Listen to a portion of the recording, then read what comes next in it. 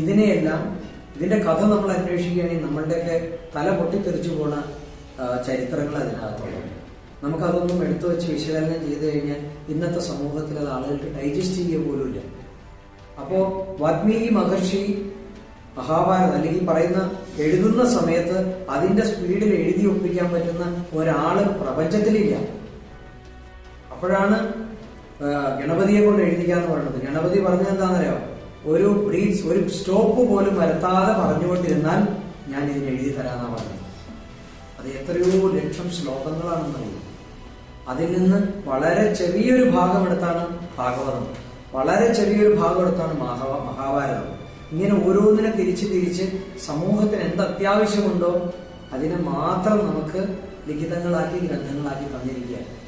നമുക്ക് പറയുന്ന വേദങ്ങളൊക്കെ പഠിക്കാൻ പോകണമെന്നുണ്ടെങ്കിൽ ഇഷ്ടമുള്ളവനാ വഴിക്ക് പോവാം. പക്ഷെ ഇതൊന്നും വായിച്ച് പഠിക്കേണ്ടതല്ല.